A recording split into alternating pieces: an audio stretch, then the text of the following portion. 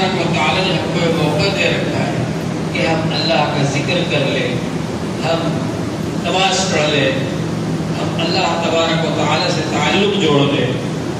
دوسرے لوگ اللہ سے تعلق جوڑنے کے لیے بڑی کوششیں کرتے تھے، بہت کوششیں کرتے تھے۔ کچھ لوگ جنگلوں میں چلے جاتے تھے، کچھ لوگ گپھاؤں میں جا کر رہتے تھے، پہاڑوں میں، غاروں میں، گپھاؤں میں جا کر رہتے تھے۔ کچھ لوگ کھانا پینا چھوڑ دیتے تھے، کچھ لوگ بیوی بچوں کو نہیں رکھتے تھے، چھوڑ دیتے تھے۔ وہ یہ سوچتے تھے اس کے بغیر اللہ سے تعلق نہیں جوڑ سکتے، لیکن ہمارے مذہب میں اللہ تعالیٰ نے بہت آسان کر دیا، اللہ سے تعلق جوڑنا بہت آسان کر دیا۔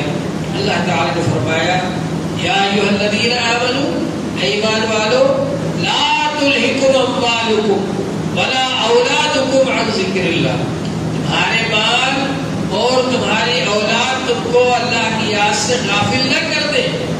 یہ نہیں فرمایا کہ مال مت کماؤ، یہ نہیں فرمایا بیوی بچوں کا حق ادا مت کرو، بیوی بچے مت رکھو، بلکہ یہ فرمایا کہ تمہارا مال تم کو اللہ کی یاد سے غافل نہ کر دے۔ مال کماتے وقت بھی اللہ اللہ کرتے رہو، اللہ کو یاد رکھو، بیوی بچوں میں رہتے ہوئے بھی اللہ اللہ کرتے رہو، اللہ کو یاد رکھو۔ وہ آدمی جو کہ بیوی بچوں میں رہتے ہوئے بھی اللہ کو یاد رکھے، مال کماتے ہوئے بھی اللہ کو یاد رکھے، وہ اللہ کی نظر میں بڑا قیمتی آدمی ہے۔ تو بہرحال اللہ تعالیٰ نے یہ زندگی عطا فرمائی، اس میں ہماری کوشش ہونا چاہیے کہ ہم اللہ کو یاد کرنے والے بن جائیں، ہر وقت اللہ کو یاد کرتے رہیں۔ حضور صلی اللہ علیہ وآلہ وسلم نے فرمایا مثل الذی یذکر ربہ والذی لا یذکر مثل الحی والمیت، اس شخص کی مثال جو اللہ کو یاد کرتا ہے اور جو اللہ کو یاد نہیں کرتا زندہ اور مردہ جیسی۔ اللہ کو یاد کرنے والا زندہ ہے اور جو اللہ کو یاد نہیں کرتا وہ مردہ ہے۔ ایک بزرگ تھے، میر شاہ بزرگ، تو ان کے پاس ایک صاحب جا رہے تھے بیعت ہونے کے لیے، راستے میں ایک جگہ ٹھہر گئے، رات ہو گئی، انہوں نے خواب دیکھا کہ ان کا تو انتقال ہو گیا۔ بڑا افسوس کیا کہ وہی پہ تو ان سے بیعت ہونے جا رہا تھا۔ اب اس کے بعد میں لوگوں سے مشورہ کیا، انہوں نے کہا پھر اب جانے ہو تو یہاں تک آ گئے ہو، چلے جاؤ، اگر وہ نہیں بھی ملے تو ان کے جو شاگرد ہیں اور ان کے خلفاء ہیں وہ مل جائیں گے، ان سے پوچھ تاچھ کر کے آ جانا دین کی بات۔ اشارے آگے بڑھ گئے، تو وہاں جا کے دیکھا تو زندہ ہے، حیات ہے، بہت خوش ہوئے۔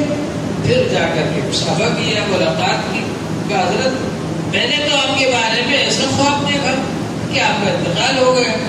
تو انہوں نے کہا اچھا کب دیکھا تھا؟ کہ فلاں رات میں۔ کہا کہ ہاں تم نے صحیح دیکھا، اس رات میں میں اللہ کا ذکر کیے بغیر سو گیا تھا۔